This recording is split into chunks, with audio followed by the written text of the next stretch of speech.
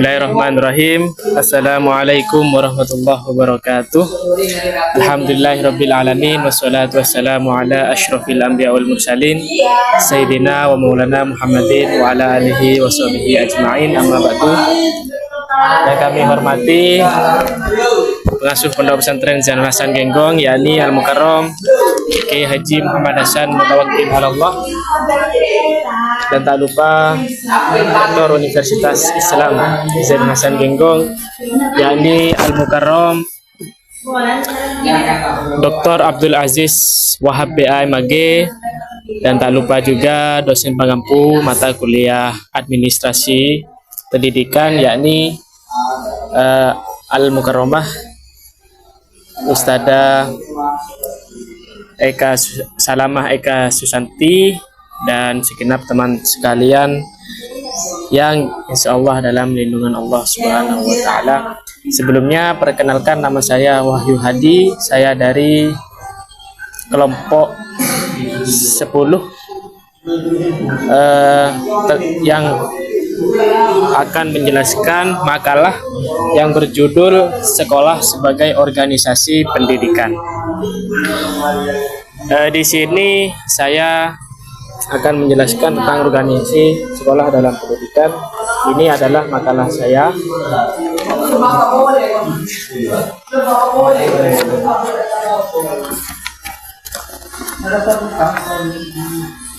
Yang pertama yaitu pengertian sekolah. Sekolah yaitu berasal dari kata school dari bahasa Yunani yang berarti mengisi waktu luang.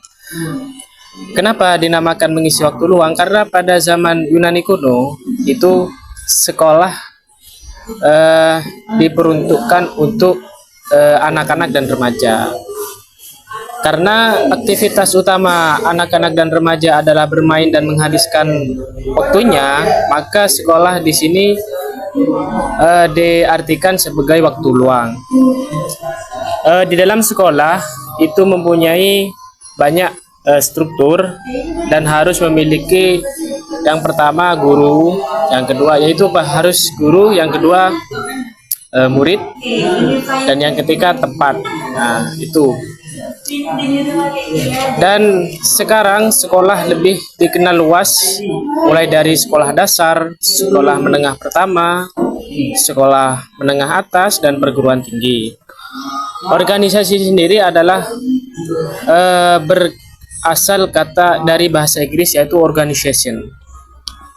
Asal katanya yaitu organize. Organize itu berarti tubuh, anggota, dan struktur. Jadi bisa kita simpulkan bahwa sekolah sebagai organisasi pendidikan di sini merupakan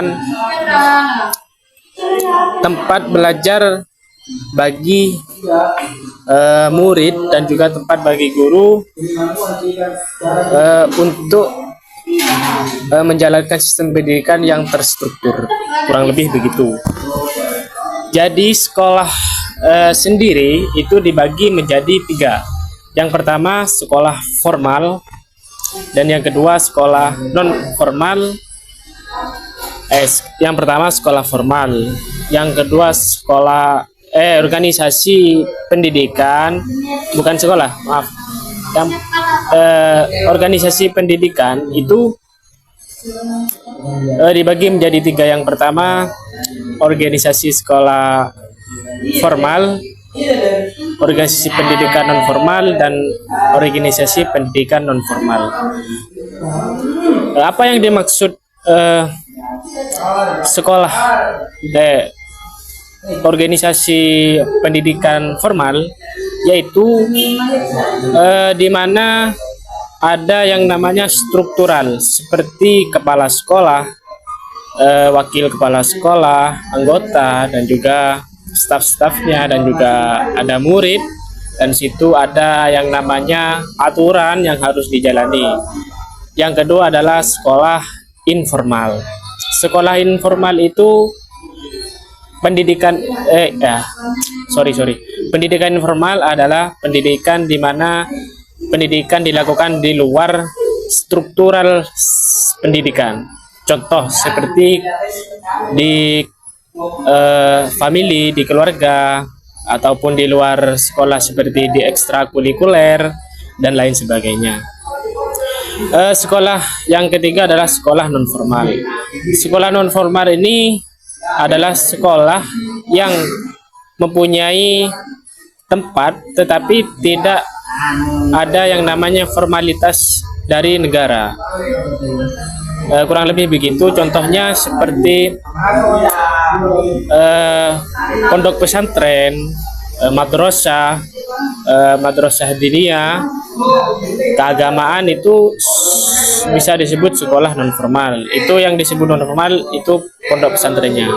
Jika pondok pesantren memiliki sekolah seperti sekolah menengah pertama, sekolah menengah ke atas, itu sekolahnya itu bisa disebut formal.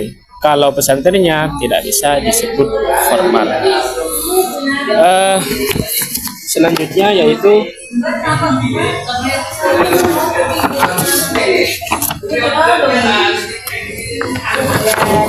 peran sekolah dalam mencapai tujuan pendidikan.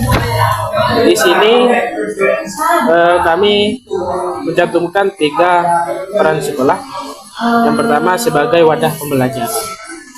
Jadi sekolah selain tempat belajar, yaitu sebagai wadah pendidikan untuk semua kalangan masyarakat.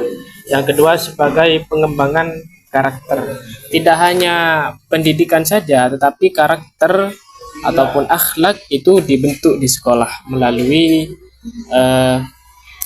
pendidikan dari guru.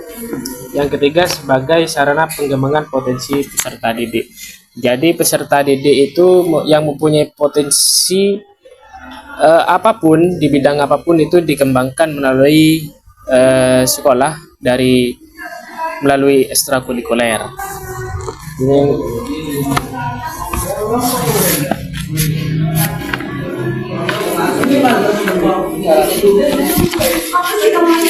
Oke, yang selanjutnya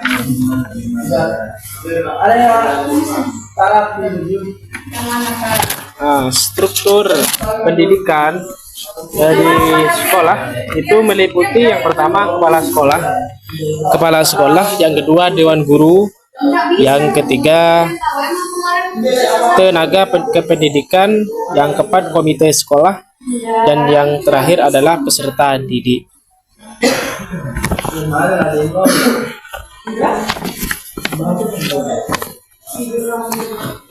Kesimpulannya yakni bahwa sekolah sebagai organisasi pendidikan di sini artinya bahwa sistem pendidikan itu harus terstruktur agar mempermudah jalannya pembelajaran di sekolah.